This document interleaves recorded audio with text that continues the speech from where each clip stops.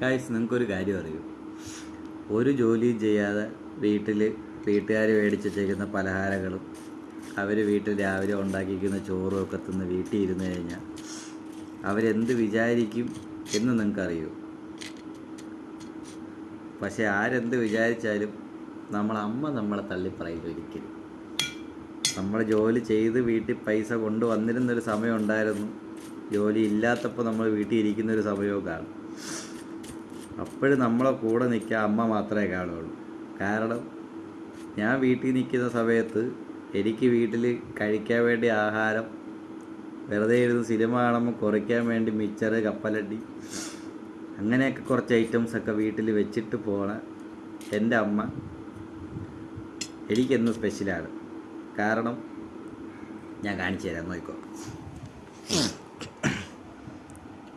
ഇതാണ് എനിക്ക് വീട്ടിൽ കഴിക്കാൻ വെച്ചിട്ട് പോയേക്കുന്ന സാധനങ്ങൾ. ചക്കവറ്റലുണ്ട്, 2 തരം മിച്ചറുണ്ട്.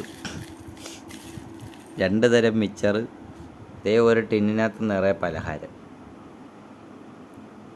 പിന്നെ ഒരു മൊബൈലുള്ളതുകൊണ്ട് സിനിമയൊക്കെ കണ്ടിരിക്കുന്നു.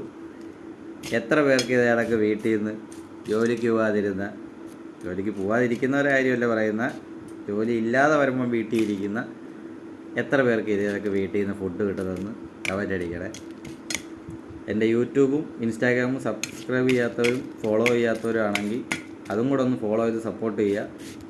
ഇതേപോലുള്ള കണ്ടൻറ്റുകൾ ഇനിയും കൊണ്ടുവരുത്താൻ ശ്രമിക്കുക. അപ്പോൾ ഓക്കെ, ബൈ.